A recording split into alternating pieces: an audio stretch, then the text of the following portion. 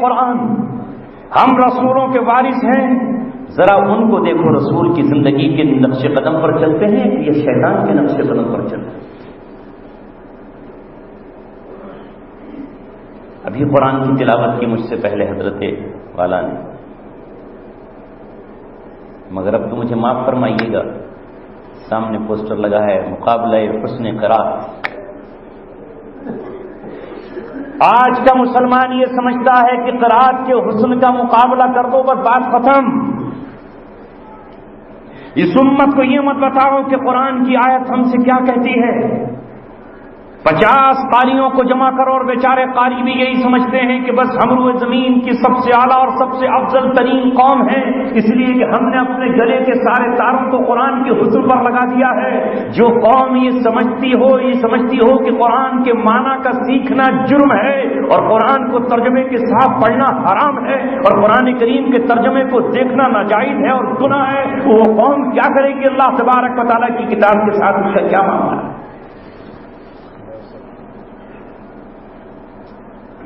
اگر یہی محمد رسول اللہ صلی اللہ علیہ وسلم کو کرنا ہوتا تو آپ مکۃ المکرمہ میں اپنے صحابہ کو بٹھا دیتے اور قرآن کریم کی تلاوت کرتے رہتے، صحابہ قرآن کی تلاوت کرتے، نبی قرآن کو سنتے رہتے، نبی قرآن کی تلاوت کرتے اور صحابہ سنتے رہتے اور جھوم جھوم کر سبحان اللہ اور الحمدللہ اور اللہ اکبر کے نعرے لگتے رکھتے۔ اگر یہی محمد رسول اللہ کی بعثت کا مقصد ہوتا جو ہم نے سمجھ لیا ہے کہ عمدہ سے عمدہ شاعر لے کر آؤ، چاہے وہ داڑھی منڈا ہو یا لڑکٹا ہو، اور بس اس سے رسول اللہ کی ناک پڑھوا لو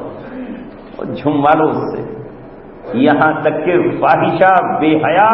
پردے کو تار تار کرنے والی اور اسلام کا جنازہ نکال دینے والی بے حیا شاعرہ کو مشاعرے میں لاؤ اور اس سے نعت نبی صلی اللہ علیہ وسلم سنو۔ یہ بھائی بے حیائی کے امام، یہ پاجیوں کے امام، یہ ہنڈے بدماشوں کے امام، یہ حیا کی چادر کو گھر پہ چھوڑ کر آنے والی، یہ غیر محرموں کے سامنے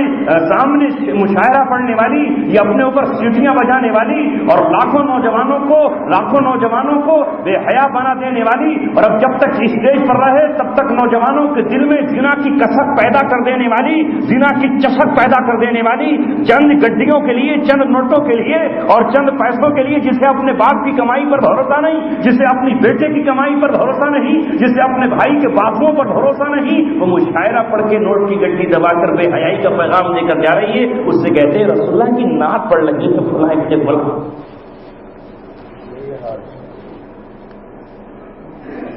یہ حال ہے، بے پردگی کی بات کرتی ہے کہ حیا اور خود بے پردہ بال بکھیرے پھر رہی ہے۔ لاکھوں مسلم نوجوانوں کے موبائل میں اس کی آواز قید ہو کر انہیں ہر رات دعوت نظارہ حسن دیتی ہے۔ معاف فرمائیے گا،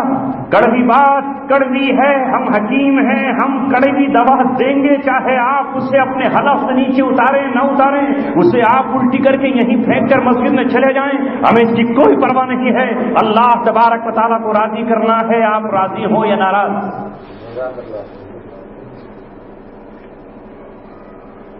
نبی پاک صلی اللہ علیہ وسلم اگر یہ کرتے تو آپ صلی اللہ علیہ وسلم کے پاس تو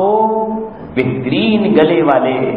بہترین شاعر موجود تھے۔ ہاں وہی بن کعب بھی موجود تھے جن کی قرآن کی تلاوت کو سننے جبرائیل زمین پہ آتے تھے۔